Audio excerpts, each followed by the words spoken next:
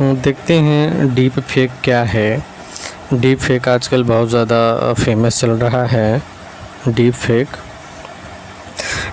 एक तकनीकी शक्तिशाली कंप्यूटर का उपयोग करके वीडियो, फ़ोटोज़, ऑडियो में हेर फेर करने की एक विधि है। मतलब आप कोई वीडियो, ऑडियो पा जाएंगे और उसमें तकनीकी के माध्यम से हेर फेर कर लेंगे तो वो फेक चीज़ हो जाएगा, असली से फेक हो जाएगा। डीप फेक शब्द डीप लर्निंग और फेक से बना है। डीप फेक शब्द किससे बना है? डीप लर्निंग और फेक से बना है। डीप फेक शब्द पहली बार 2017 के अंत में रेडिट यूज़र द्वारा बनाया गया था। 2017 के अंत में कौन बनाया था? रेडिट यूज़र द्वारा बनाया गया था, जिसमें उसने खुद को डीप फेक बताया था। वर्तमान में इस तकनीक का उपयोग सेलिब्रिटी, पोर्नोग्राफी, चुनाव में हेर फेर, पहचान की चोरी और वित्तीय धोखाधड़ी आदि में किया जा रहा है। डीप फेक सॉफ्टवेयर के डेवलपर आमतौर पर GAN जनरेटिव एडवर्सेरियल नेटवर्क का उपयोग करते हैं। डीप फेक सॉफ्टवेयर के डेवलपर आमतौर पर GAN जनरेटिव एडवर्सेरियल नेटवर्क का उपयोग करते हैं। डीप फेक सॉफ्टवेयर के डेवलपर आमतौर पर GAN जनरेटिव एडवर्सेरियल नेटवर्क का उपयोग करते हैं। GAN में 2 न्यूरल नेटवर्क होते हैं।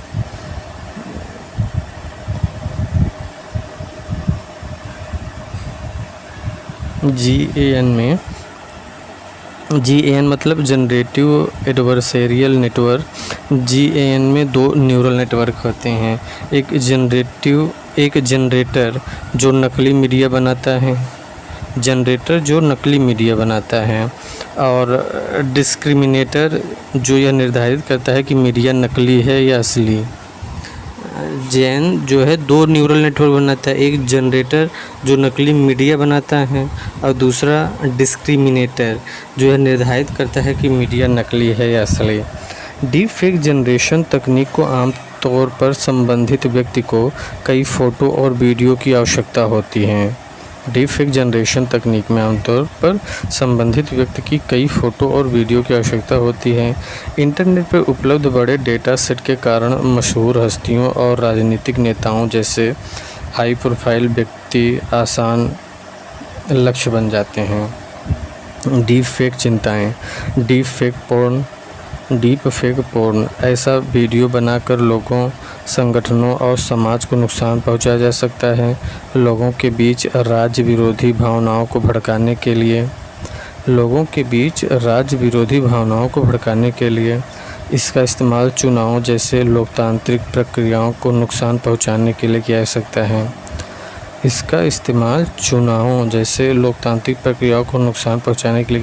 है। किसी भी हाई प्रोफाइल व्यक्ति की प्रतिष्ठा को गंभीर रूप से नुकसान पहुंचा सकते हैं। धार्मिक भावनाओं को आहत कर सकते हैं, राजनीति का शांत कर सकते हैं। उपयोग फिल्म के निर्माण में, शिक्षा के क्षेत्र में, विज्ञापन के निर्माण में, आपराधिक फोरेंसिक जैसे कुछ क्षेत्रों में कई लाभ प्रदान करते हैं। भविष्य में यह टेक्नोलॉजी फिशिंग की जगह लेगी। फिशिंग की जगह लेगी। डीप फेक से कैसे निपटें? डीप फेक की पहचान के लिए प्रौद्योगिकियों का निर्माण किया जाना चाहिए। गूगल, मेटा, माइक्रोसॉफ्ट जैसी बड़ी टेक फर्म ने डीप फेक तकनीकी की निंदा की है और उन्हें पहचानने के लिए उपकरण बना रखे हैं। माइक्रोसॉफ्ट गलत सूचनाओं से लड़ने के लिए एक नई एंटी डीप फेक तकनीकी बना रहा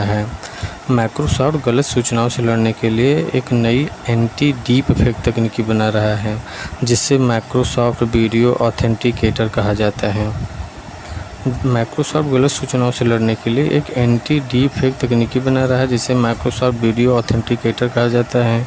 एक उचित विनियामक ढांचा डीप फेक के निर्माण और वितरण को हतोत्साहित करेगा। उपभोक्ताओं के लिए मीडिया साक्षरता, नई प्रौद्योगिकी और इसके उपयोग के बारे में जनता में जितनी अधिक जागरूकता होगी, उतनी ही अधिक वे उस मीडिया के बारे में गंभीर रूप से सोचने में सक्षम होंगे और सावधानी बरतेंगे। उपभोक्ता के लिए मीडिया साक्षरता नई प्रौद्योगिकी और इसके उपयोग के बारे में जनता में जितनी अधिक जागरूकता होगी उतनी ही अधिक वे उस मीडिया के बारे में गंभीर रूप से सोचने में सक्षम होंगे और सावधानी बरतेंगे।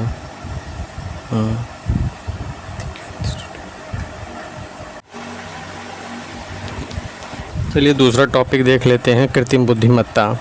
आर्टिफिशियल इंटेलिजेंस कोई नया शब्द नहीं है और न ही शोधकर्ताओं के लिए कोई नई तकनीकी है। यह तकनीकी आपकी कल्पना से कहीं ज़्यादा पुरानी है। यहाँ तक कि प्राचीन ग्रीक और मिस्र के मिथकों में यांत्रिक पुरुषों के मिथक भी हैं।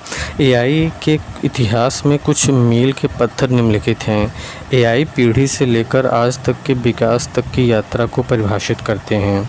तो ये ग्रीक और मिस्र के मिथकों में यांत्रिक पुरुषों के मिथक से प्राचीन काल से मतलब इसका उल्लेख मिलना स्टार्ट हो जा रहा है। तो हिस्ट्री ऑफ एआई देख लेते हैं।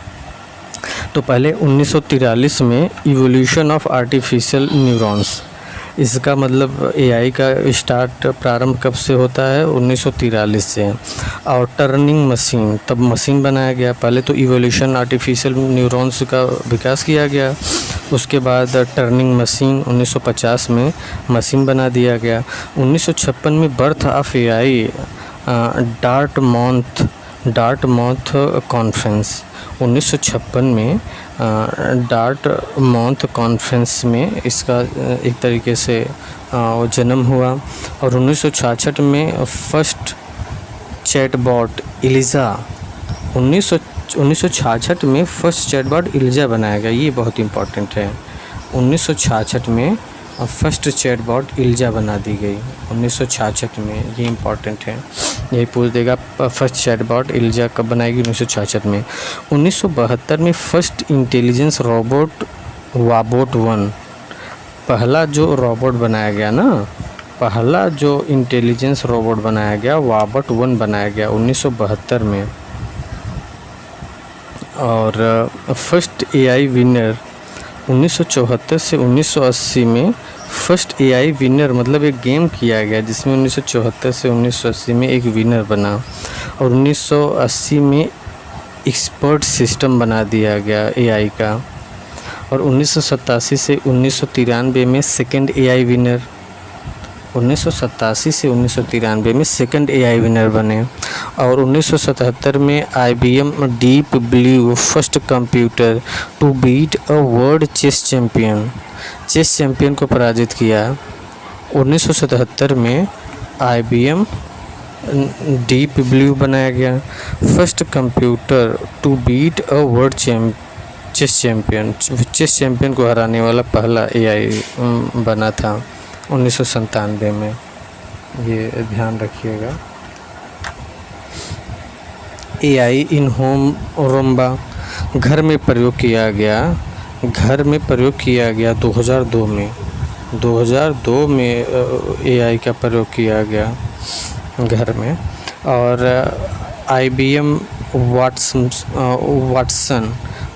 Watson wins a quiz show, 2011 में IBM Watson wins a quiz show. और गूगल नाउ, 2012 में गूगल नाउ बनाया गया। 2014 में chatbot Eugene Goostman wins a Turing test, 2014 में chatbot Eugene Goostman wins a Turing test 2014 में। और 2015 में अमेज़न इको, 2015 में अमेज़न इको बनाया गया। कृत्रिम बुद्धिमत्ता की परिपक्वता 1943 से 1952। 1943 से 1952 के बीच कृत्रिम बुद्धिमत्ता एआई के विस्तार में उल्लेखनीय प्रगति हुई। इस अवधि के दौरान एआई एकमात्र अवधारणा से मूर्त प्रयोगों और व्यवहारिक अनुप्रयोगों में परिवर्तित हो गया। इस अवधि के दौरान हुई कुछ प्रमुख घटनाएं इस प्रकार हैं। वर्ष 1943 में पहला कार्य जिसे अब एआई के रूप में मान्यता प्राप्त है 1943 में वारेन मैकुलोच और वाल्टर पिट्स द्वारा किया गया था। उन्होंने कृत्रिम न्यूरॉन्स का एक मॉडल प्रस्तावित किया था 1943 में ना। ये 1943 में वारेन मैकुलोच और वाल्टर पिट्स द्वारा इसे जो है एक तरीके से मान्यता प्राप्त करवाया गया और उन्होंने कृत्रिम न्यूरॉन्स का एक मॉडल प्रस्तुत किया। वारेन मैकुलोच और वाल्टर पिट्स ने कृत्रिम न्यूरॉन्स बनाया एआई के लिए एक तरीके से।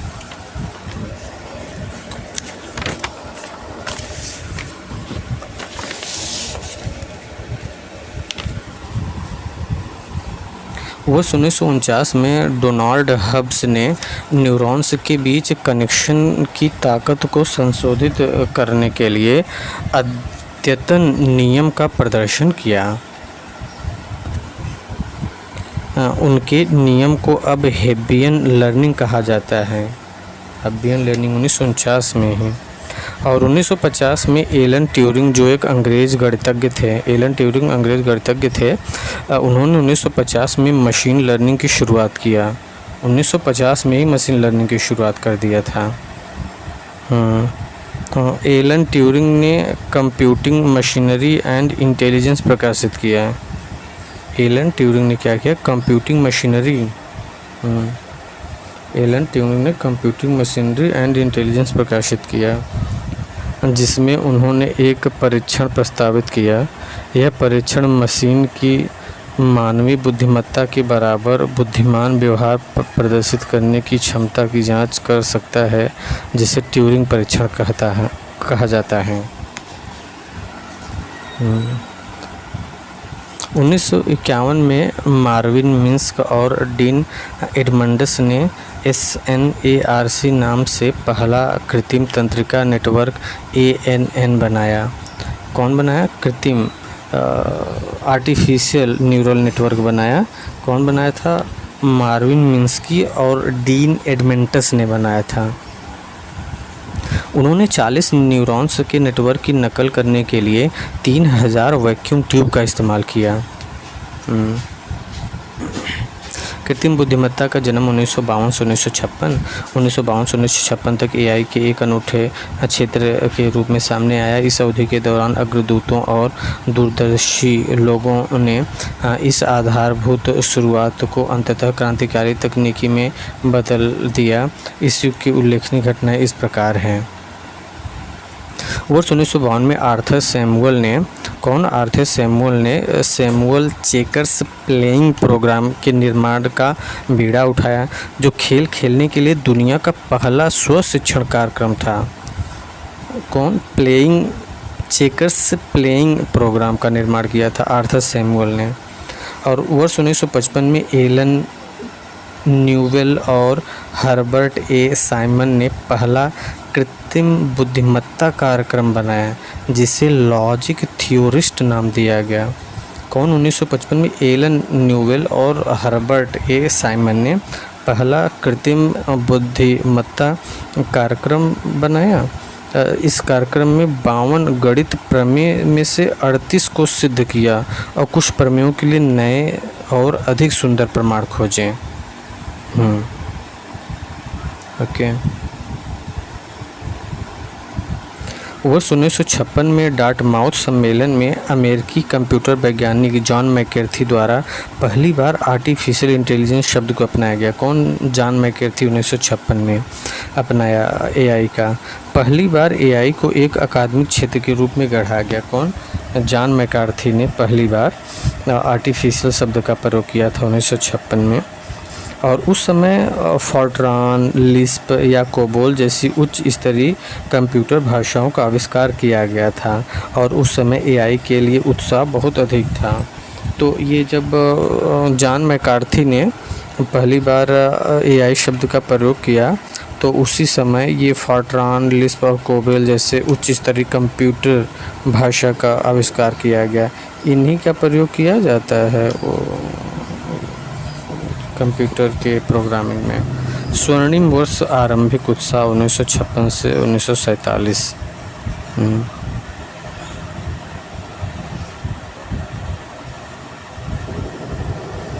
वर्ष 1956 से 47 तक की अवधि के आमतौर पर कृत्रिम बुद्धिमत्ता के स्वर्ण युग के रूप में जाना जाता है। इस समयावधि में एआई शोधकर्ता और नवप्रवर्तन उत्साह से भरे हुए थे और उन्होंने इस क्षेत्र में उल्लेखनीय प्रगति हासिल की। इस युग की उल्लेखनीय घटनाएं इस प्रकार हैं। 1958 में इस अवधि के दौरान फ्रैंक रोसेनब्लैट ने परसेप्ट्रॉन पेश किया। कौन? फ्रैंक रोसेनब्लैट ने परसेप्ट्रॉन पेश किया, जो डेटा से सीखने की क्षमता वाले शुरुआती कृत्रिम तंत्रिका नेटवर्क में से एक था। इस आविष्कार ने आधुनिक तंत्रिका नेटवर्क की नींव रखी। साथ ही जॉन मैकार्थी ने लिस्प प्रोग्रामिंग भाषा विकसित की, जिसे एआई समुदाय में तेज़ी से पसंद किया गया, जो डेवलपर्स के बीच अत्यधिक लोकप्रिय हुआ। कौन सा? जॉन मैकार्थी ने लिस्प प्रोग्रामिंग भाषा विकसित किया, जिसे एआई समुदाय में तेज़ी से पसंद किया गया, जो डेवलपर्स के लिए। देखिए, ये लिस्प का ही प्रयोग मैक्सिमम एआई में किया जाता है। ओके। वर्ष 1959 में आर्थर सैमुअल को एक महत्वपूर्ण पेपर में मशीन लर्निंग वाक्यांश को पेश करने का श्रेय दिया जाता है, जिसमें उन्होंने प्रस्तावित पेश किया था कि कंप्यूटर को प्रदर्शन में अपने निर्माताओं से आगे निकलने के लिए प्रोग्राम किया जा सकता है। इसके अतिरिक्त ओलिवर सेल्फ्रिज ने अपने प्रकाशन पांडेमोनियर ए पैराडाइम फॉर लर्निंग के साथ मशीन लर्निंग में उल्लेखनीय योगदान दिया। इस कार्य ने आत्म सुधार में सक्षम एक मॉडल की रूपरेखा तैयार की, जिससे यह घटनाओं में पैटर्न को अधिक प्रभावी ढंग से खोजने में सक्षम हुआ। ओके।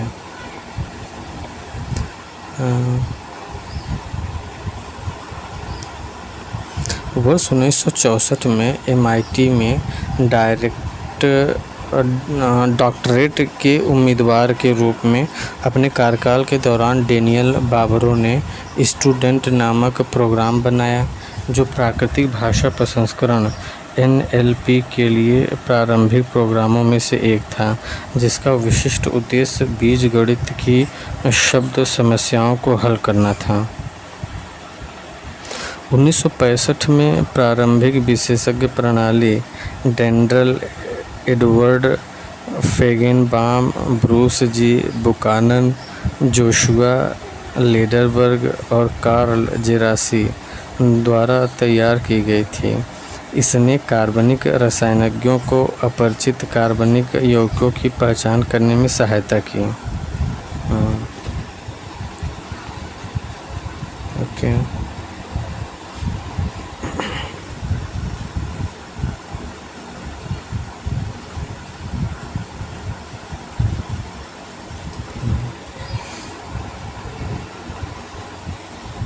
1966 में शोधकर्ताओं ने गणितीय समस्याओं को हल करने वाले एल्गोरिदम विकसित करने पर जोर दिया। जोसेफ वीजनबाम ने 1966 में पहला चैटबॉट बनाया, जिसका नाम एलिजा रखा। जोसेफ वीजनबाम ने 1966 में पहला चैटबॉट बनाया, जिसका नाम एलिजा रखा। जिसके अलावा स्टैनफोर्ड रिसर्च इंस्टीट्यूट ने शेकी बनाया, जो एआई, कंप्यूटर विजन, नेविगेशन और NLP को शामिल करने वाला सबसे पहला मोबाइल इंटेलिजेंट रोबोट था। इसे आज की सेल्फ ड्राइविंग कारों और ड्रोन का अग्रदूत माना जा सकता है। वर्ष 1968 में टेरी विनोग्राड ने SHRDLU का विकास किया, जो कि अग्रणी मल्टी मॉडल AI था, जो ब्लॉकों की दुनिया में हेरफेर करने और तर्क करने के लिए उपयोगकर्ताओं के निर्देशों का पालन करने में सक्षम था।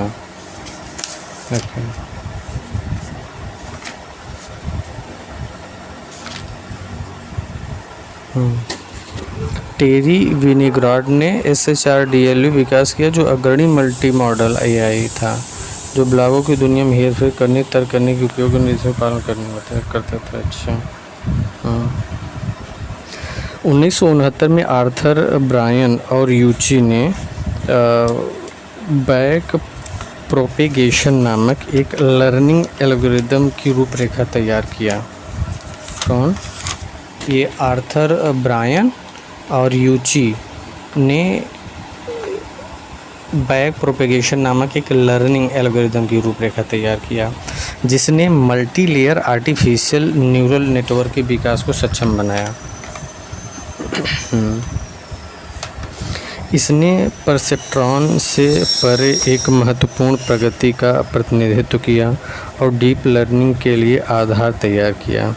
इसके अतिरिक्त मार्विन मिन्स्की और सीमोर पैपर्ट ने परसेप्ट्रॉन नामक पुस्तक लिखी, जिसमें बुनियादी न्यूरल नेटवर्क की बाधाओं को स्पष्ट किया गया।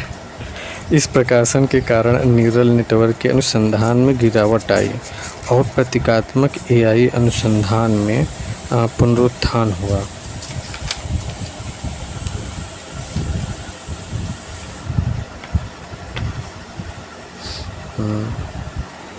वर्ष 1972 में जापान में पहला बुद्धिमान मानव रोबोट बनाया गया, जिसे वाबोट 1 नाम दिया गया। 1972 में जापान में पहला बुद्धिमान मानव रोबोट बनाया गया, जिसे वाबोट 1 नाम दिया गया। कौन बनाया था? जापान ने बनाया था। पहली बार रोबोट कौन बनाया था? जापान ने बनाया था। उसका नाम था वाबोट 1। वर्ष 1973 में जेम्स लाइटहिल ने कृत्रिम बुद्धिमत्ता का सामान्य सर्वेक्षण शीर्षक से रिपोर्ट प्रकाशित की, जिसके परिणाम स्वरूप ब्रिटिश सरकार द्वारा एआई अनुसंधान के लिए दिए जाने वाले समर्थन में पर्याप्त कमी आई।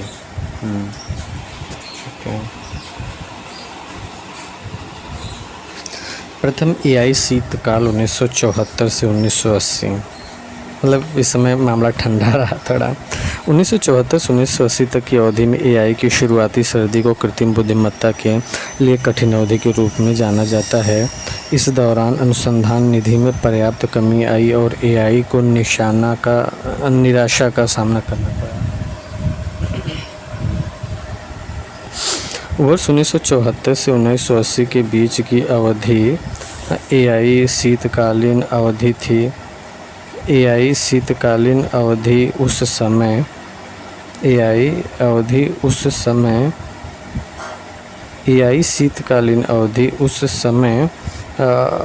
अवधि को संदर्भित करती है जब कंप्यूटर वैज्ञानिकों को एआई शोधों के लिए सरकार से मिलने वाले धन की भारी कमी से जूझना पड़ा और एआई विंटर्स के दौरान कृत्रिम बुद्धिमत्ता का प्रचार में रुचि कम हो गई। मतलब इस समय मामला कुछ ठंडा रहा 74 से 80 के दशक में ना। एआई में उछाल आया 1980 से 87 में। 1980-87 के बीच एआई ने अपनी एआई सर्दी की चुनौतीपूर्ण दौर के बाद पुनर्जागरण और नई जीवंतता का अनुभव किया। इस समयावधि की उल्लेखनीय घटनाएं इस प्रकार हैं। 1980 में American association of artificial intelligence का पहला राष्ट्रीय सम्मेलन स्टैनफोर्ड विश्वविद्यालय में आयोजित किया गया। तो 1980 में American association of artificial intelligence का पहला राष्ट्रीय सम्मेलन स्टैनफोर्ड विश्वविद्यालय में आयोजित किया गया। ये इम्पॉर्टेंट है। और 1980 के एआई की सर्दियों की अवधि के बाद एआई एक विशेषज्ञ प्रणाली के बाद वापस आया। विशेषज्ञ प्रणालियों को मानव विशेषज्ञ के निर्णय लेने की क्षमता के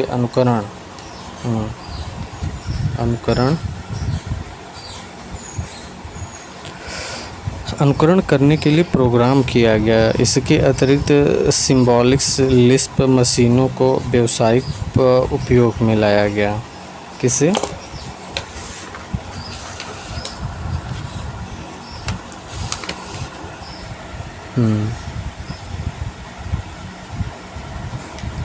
सिंबॉलिक्स और लिस्प मशीनों को व्यावसायिक उपयोग में लाया गया। ये इम्पॉर्टेंट है। इसने एआई के पुनरुत्थान की शुरुआत को चिन्हित किया और हालांकि बाद के वर्षों में लिस्प मशीन बाज़ार में एक महत्वपूर्ण गिरावट आई थी। 1981 में डैनी हिलिस ने 1981 के में डैनी हिलिस ने एआई और विभिन्न कंप्यूटेशनल कार्यों के लिए समानांतर कंप्यूटर बनाए जिनकी वास्तुकला समकालीन जीपीयूएस के समान थी। 1981 में डैनी हिलिस ने एआई और विभिन्न कंप्यूटेशनल कार्यों के लिए समानांतर कंप्यूटर बनाए जिनकी वास्तुकला समकालीन जीपीयूएस के समान थी। वर्ष 1984 में मार्विन मिन्स्की और रोजर शॉक ने association for the advancement of artificial intelligence की एक सभा के दौरान एआई विंटर के वाक्यांश पेश किया। उन्होंने व्यापार जगत को आगाह किया कि एआई के बारे में अतिरंजित उम्मीदें मोहभंग और उद्योग के अंतिम पतन का कारण बनेगी, जो वास्तव में 3 साल बाद हुआ। कौन? मार्विन मिन्स्की और रोजर शैंक ने association for the advancement of artificial intelligence की एक सभा के दौरान कहा था, एआई विंटर वाक्यांश से पेश किया था और व्यापार जगत को आगाह किया थी एआई के अतिरंजित उम्मीदों से मोहभंग और उद्योग में अंतिम पतन कारण बनेगी, और जो 3 साल बाद वाकई में हुआ भी वैसे ही। आज एआई की वजह से ये चीज़ें दिख भी रही हैं। मार्विन मिन्स्क और रोजर शैंक ने कहा था। ओके।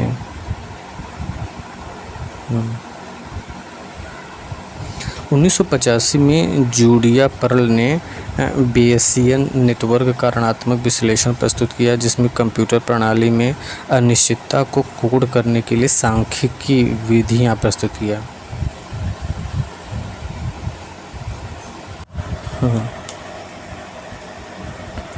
दूसरा एआई शीतकाल 1987 से 1993।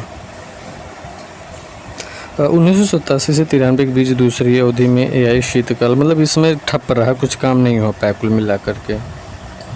बुद्धिमान एजेंटों का उदय 1993 से 2011, ये इम्पोर्टेंट है यहाँ से।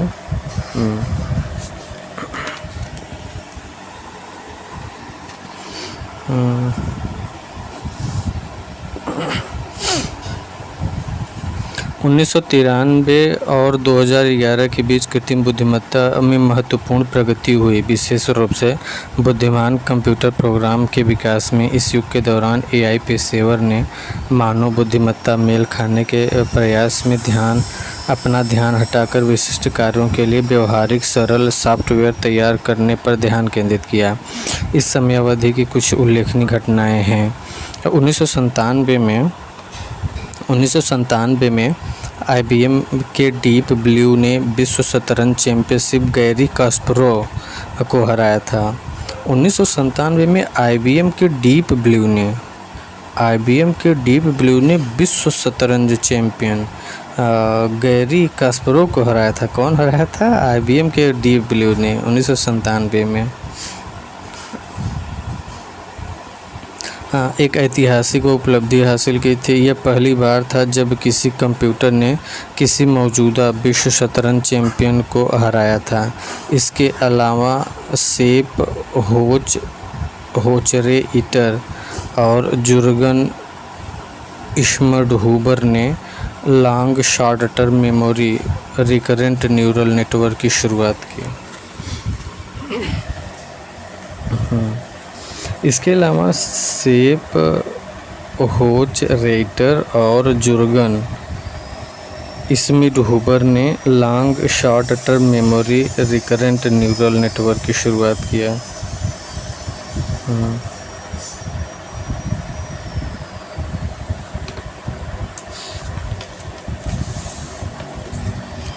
जिसने भाषण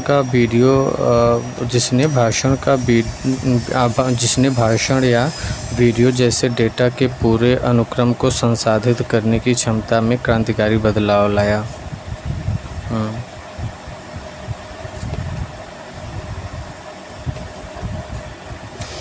वर्ष 2002 पहली बार एआई ने वैक्यूम क्लीनर रूम्बा के रूप में घरों में प्रवेश किया।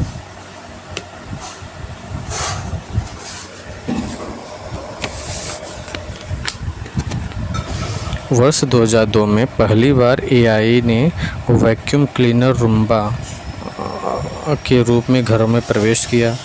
वर्ष 2006 तक एआई बिजनेस जगत में आ गया। फेसबुक, ट्विटर और नेटफ्लिक्स जैसे कंपनियों ने भी एआई का इस्तेमाल करना शुरू कर दिया। वर्ष 2006 तक एआई बिजनेस जगत में आ गया था और फेसबुक, ट्विटर और नेटफ्लिक्स जैसे कंपनियों ने भी एआई का इस्तेमाल करना शुरू कर दिया। वर्ष 2009 में रजत रैना, आनंद माधवन और एंड्रयू एनजी ने व्यापक गहन अप्रशिक्षित शिक्षण के लिए ग्राफिक्स प्रोफेसर का उपयोग शीर्षक से पेपर जारी किया, जिसमें विस्तृत तंत्रिका नेटवर्क के प्रशिक्षण के लिए जीपीयू के उपयोग की अवधारणा प्रस्तुत की। 2011 में जुर्गेन स्मिडहुबर, जैन क्लॉडियो सीरेन, उली मेयर और जोनाथन मासी ने आरंभिक CNN बनाया, जिसने जर्मन ट्रैफिक साइन पहचान प्रतियोगिता में विजेता बनाकर अतिमानवीय प्रदर्शन प्राप्त किया। इसके अलावा एप्पल ने सीरी लॉन्च किया, जो आवाज़ सक्रिय व्यक्तिगत सहायक है, जो आवाज़ के आदेशों के जवाब में प्रतिक्रियाएं उत्पन्न करने और क्रियाएं निष्पादित करने में सक्षम है। अच्छा, जुर्गेन स्मिडहुबर, डैन क्लॉडियो सीरेन, उली मेयर और जोनाथन मासी ने प्रारंभिक CNN बनाया, जिसने जर्मन ट्रैफिक साइन पहचान प्रतियोगिता में विजेता बनकर अति मानवीय प्रदर्शन प्राप्त किया। इसके अलावा एप्पल ने सीरी लॉन्च किया, जो एक आवाज़ सक्रिय व्यक्तिगत सहायक है, जो आवाज़ के आदेशों के जवाब में प्रतिक्रिया उत्पन्न करने और क्रियाएं निष्पादित करने में सक्षम है। गहन शिक्षण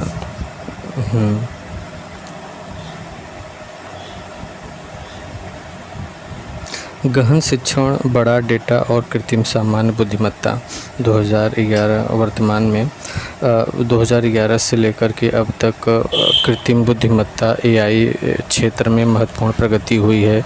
इन उपलब्धियों का श्रेय गहन शिक्षण, व्यापक डेटा अनुप्रयोग, ये जो बिग डाटा है, गहन शिक्षण मतलब डीप लर्निंग, बड़ा डेटा मतलब बिग डाटा, और कृत्रिम सामान्य बुद्धिमत्ता आर्टिफिशियल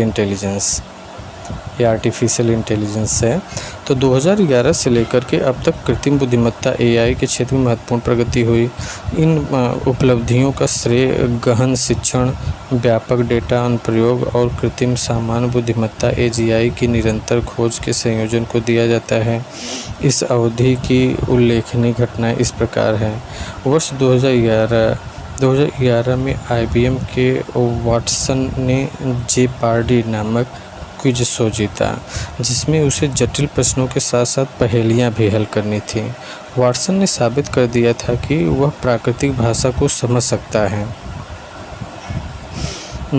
वह मुश्किल सवालों को भी जल्दी हल कर सकता है। 2011 में IBM ने वाटसन ने जेपार्डी नामक एक क्विज शो जीता, जिसमें उसे जटिल प्रश्नों के साथ पहेलियां भी हल करनी थी। वाटसन ने साबित कर दिया था कि वह प्राकृतिक भाषा को समझ सकता है और मुश्किल सवालों को भी जल्दी से हल कर सकता है। वर्ष 2012 में गूगल ने एक Android app feature Google now launch किया।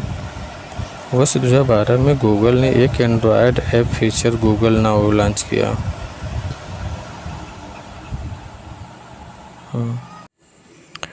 वर्ष 2012 में गूगल ने एक Android app feature Google now launch किया, जो यूज़र को पूर्वानुमान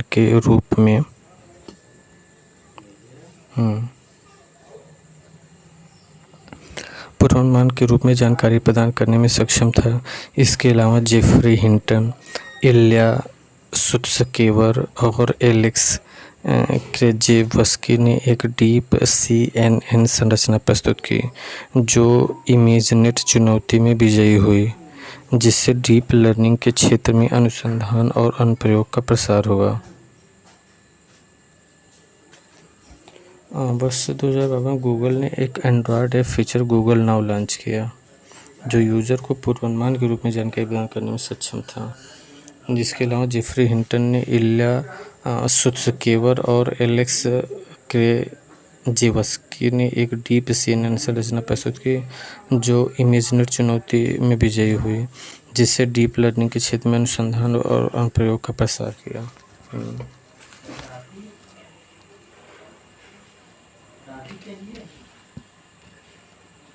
हाँ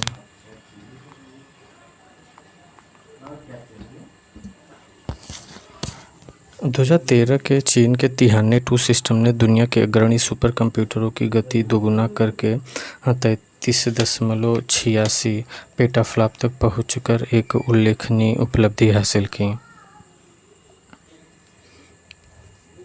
इसने लगातार तीसरी बार दुनिया की सबसे तेज़ प्रणाली के रूप में अपनी दर्जा बरकरार रखा। इसके अलावा डीप माइंड ने डीप रीइंफोर्समेंट लर्निंग का अनावरण किया, एक CNN जिसने बार बार सीखने और पुरस्कारों के माध्यम से कौशल हासिल किया, अंततः गेम खेलने में मानव विशेषज्ञों से आगे निकल गया।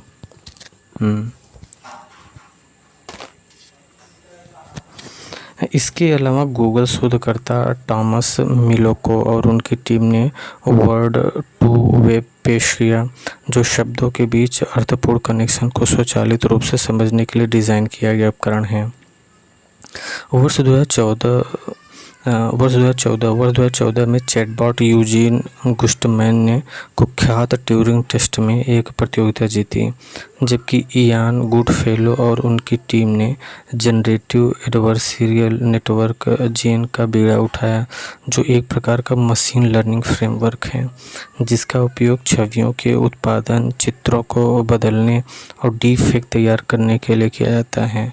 और डिडेरिक किंगमा और मैक्स वेलिंग ने छवियों, वीडियो और टेक्स्ट को बनाने के लिए वेरिएशनल ऑटो एनकोडर पेश किया गया।